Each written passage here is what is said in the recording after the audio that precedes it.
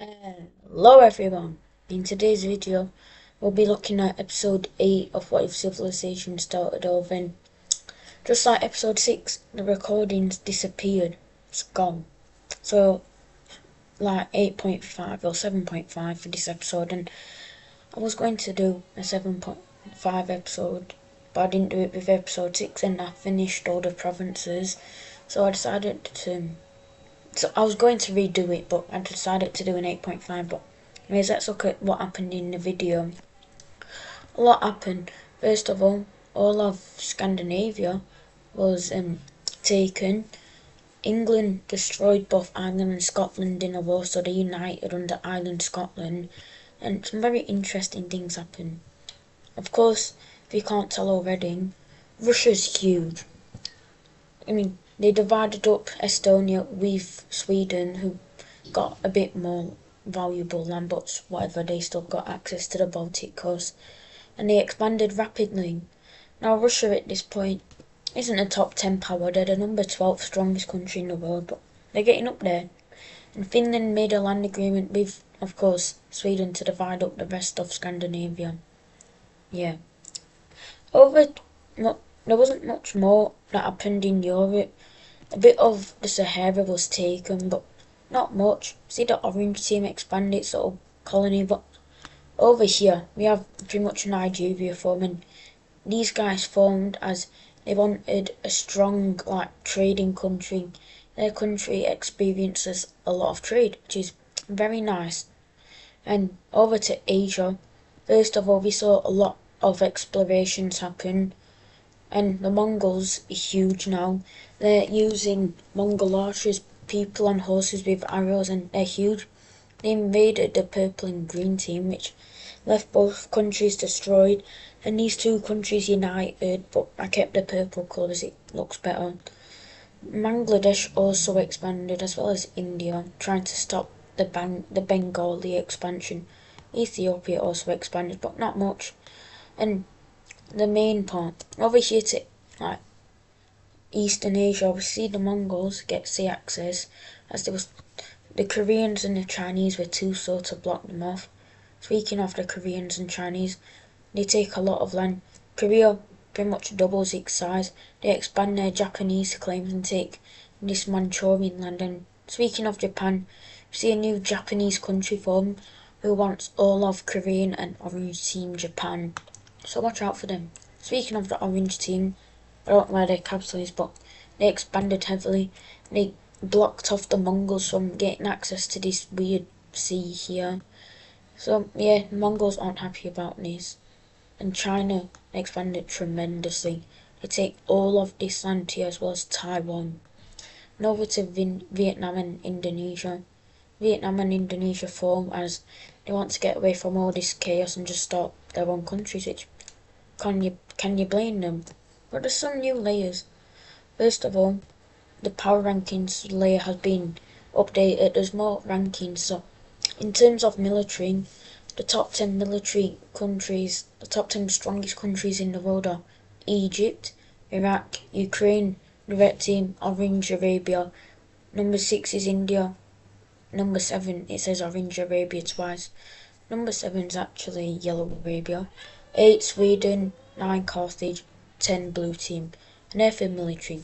Now on to economy. Number 1 is Egypt, 2 is India, 3 is China, 4 Sweden, 5 Germany, 6 the Red Team, 7 the Blue Team, 8 Ukraine, 9 Iraq, 10 France, Yellow France right here. In terms of population, 1 is China, 2 is India, 3 is Korea, 4 is the Red Team, 5 is Bangladesh, 6 is Egypt, 7 is Blue Team, 8 is Pakistan, which is kind of surprising as they're not a very old country and they're pretty small, but they've been able to build up their population. 9 Iraq and 10 Carthage. In terms of stability, number 1 is Russia, which is very surprising. They just annexed this Estonian land, but pretty much all of their population agrees with the leader and that they should expand, so they have the best stability in the world. Anyways, number 1 is Russia, 2 is Western Sahara, this country here, which is very weird, but they're stable. Number 3 is Iraq, 4 Mongolia, 5 Sweden, 6 China, 7 Poland, which Poland right here hasn't really done much. They invaded the dark side team, and other than that has done nothing. So yeah, it's pretty surprising. Anyways, 8 Germany, 9 Orange Arabia, and 10 Bulgaria. Now finally to technology. 1's Iraq, 2's Egypt, 3's Sweden, 4's China, 5 is Korea, 6 is Orange Arabia, 7 is Yellow Arabia, 8 is the Red Team, 9 is Ukraine, and 10 is India. And that's it for the power rankings. So that is a lot of power rankings, if I must say so myself. And there's been some new provinces. So, if you can tell already, I've added more provinces. I've updated some provinces in like Mongolia, like there's some smaller provinces to show population. But other than that, there isn't really much more with the provinces. Where is it? Yeah, capitals are still the same. Religion, that has updated. There is some new religions. I've repainted this purple religion. Pink religion, as it looked like the purple religion anyways. For religions, we have an offshoot of the purple religion in Vietnam and an offshoot of the orange religion in Indonesia, but other than that, they've really just stayed the same. They've expanded, yes, but haven't changed much. Now on to major cities. There's a bunch more major cities in the world. So first of all, in Sweden, there's some more major cities. In Sweden, of course in Estonia, Norway and Finland. Now it is too cold up here to add major cities, but in Russia there's a lot of major cities. In Germany, Italy, and like pretty much all over Europe, the major cities have stayed the same. And there's not much more. Mongolia has a lot more major cities. And all these guys here have major cities, a lot more actually, as well as Bangladesh and India. But that's it for the major cities. Alliances, actually something new and interesting. The Red Team formed the Economical Alliance as they want to improve their economy. And a lot of countries actually join this Economical Alliance, of course, the Red Team, Portugal, Germany, England, Russia, and finally India. They all join these economical alliances. They want to improve their economy. Now, on to trade routes. They've stayed the same. I didn't do anything to them in the last episode, but yeah, they've stayed the same. And I did do an ideology map, but it's gone. I did an ideology map, but it's gone for some reason. And other than that, there wasn't much more. Of course, Mongolia has expanded rapidly, but they're not very happy with the Orange Team, of course. Of course, the Orange Team cut them off from the Pacific Sea or whatever this is here. And the Mongols wanted access to that. The Mongols are a lot stronger than the Orange Team, so watch out, Orange Team. But other than that, not much more happened.